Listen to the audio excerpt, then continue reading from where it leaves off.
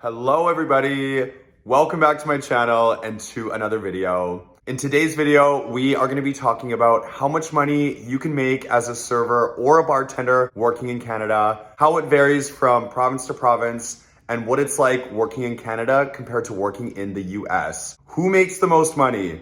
But before we get into the video, do not forget to subscribe to my channel, like this video as well to help the algorithms push this video. All right, you guys, let's get straight into the video.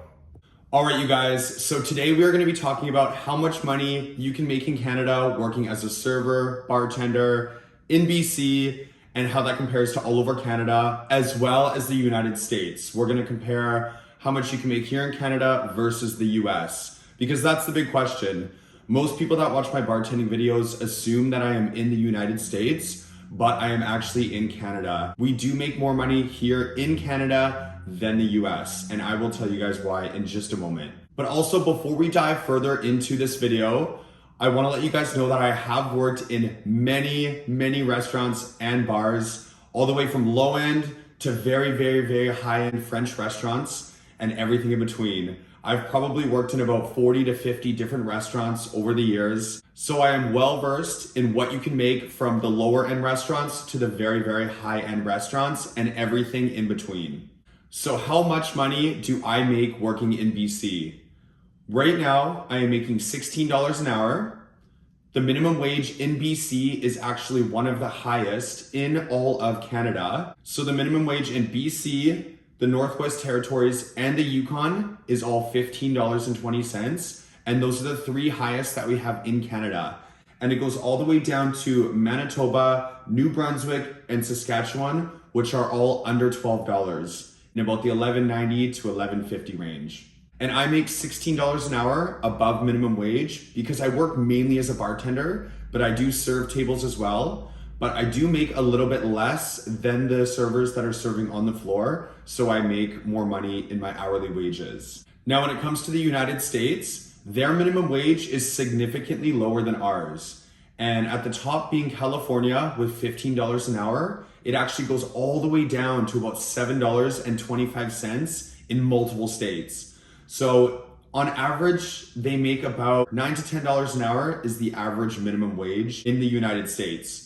So very much lower than we make here in Canada, which allows us Canadians to make a lot more money working in certain restaurants. So I'm essentially making twice as much with my hourly wage than a lot of Americans do. So myself personally, I work only 4 days a week.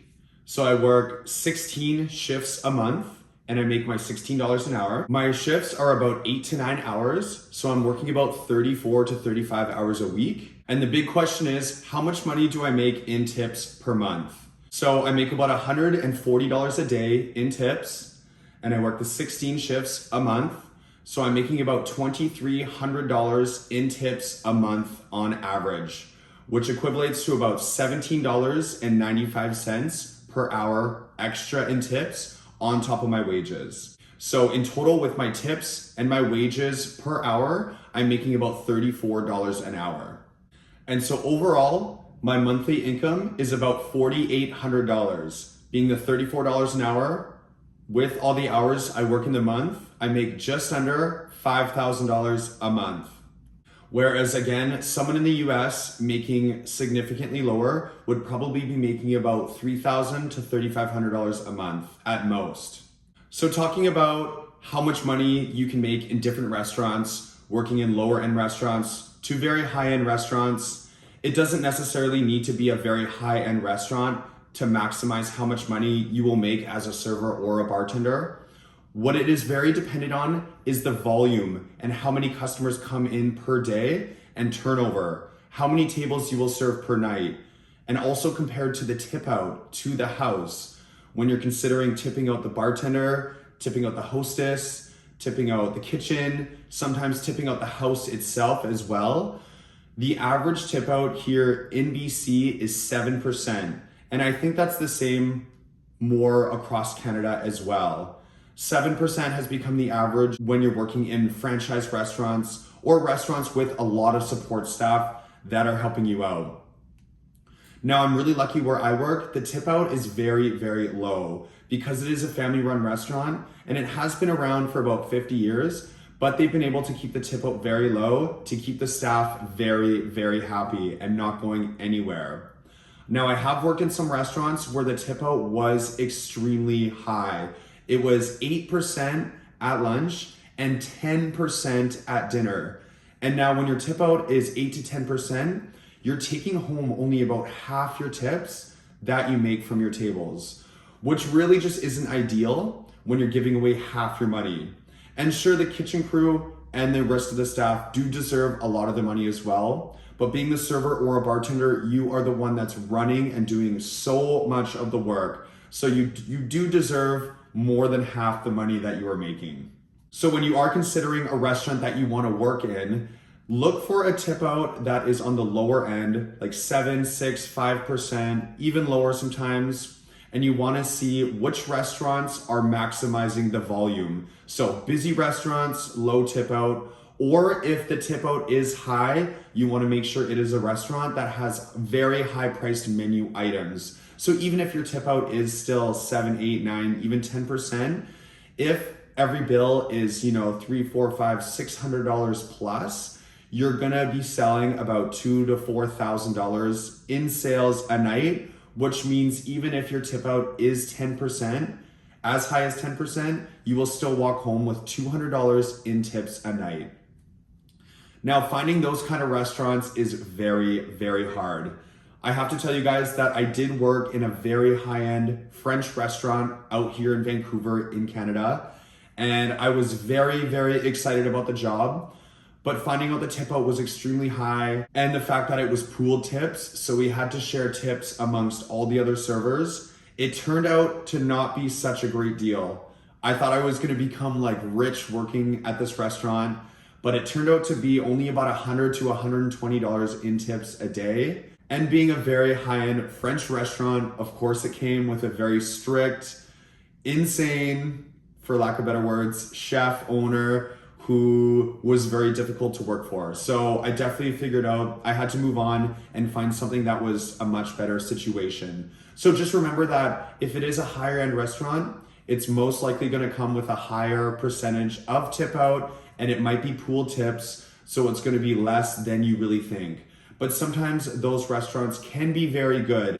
And like I've mentioned to you guys, I make about $140 in tips a day, which is pretty good, but it's because the tip out is very low. And working in a medium price restaurant with high volume and a low tip out, it allows me to make a good amount of money, as well as making my $16 an hour in wages. It allows me to make about $280 to $320 per day, which is excellent. So again, working out here in Canada is definitely at the top of working in North America when it comes to serving and bartending, because our wages hourly are much higher as opposed to the US, especially when you are in cities like I am living in right now, Vancouver. There are hundreds and hundreds and hundreds of restaurants just in the downtown restaurant core of Vancouver. Let alone the outside greater Vancouver area, there are restaurants everywhere. So if you are living in a city and you're looking for a good restaurant, bar job, don't feel the need to settle on one place. If you have lots of options around you, go get what you feel like you need to be making for money, because there is so much else out there. And that's a reason why I have worked so many bar restaurant jobs in my career since I was 22 is when I started, and now I'm 30. So for the past 8 years, I have worked in like 40 different restaurants and bars, because you never want to settle for making a certain amount. If you know that there is a lot more to be made out there, go and get it. The sky's the limit for how much you really can make, because there are a lot of gem restaurants out there that can make you a lot of money. Also, another great reason to get a job in this industry is if you are a student or you have other responsibilities in your life, side hustles, another job. Working as a server bartender is really great for making a lot more money with an entry-level job. So it allows you to work on your side projects or take care of your family with working as little as possible. That's why I do this as well, so I can focus on my YouTube on the side. It allows me to work 4 to 5 less shifts a month than the average person, but still make a substantial amount more money than the average person would make working full-time, 5 days a week, 40 hours a week. And with the 4 days a week that I work about 140 hours a month. So it allows me to work about 20 less hours per month, which is very, very helpful. Here you guys, I'll show you a little something for a little bit of motivation to go out there and go make some money. I'll be right back. So this may look a little drug dealer-ish, but I'm not a drug dealer, I promise. This is just a bunch of money that I have from making tips. It's all in $5 bills because I just did another video of shooting a whole bunch of money out of a money gun. Go check it out on my channel. It's a lot of fun.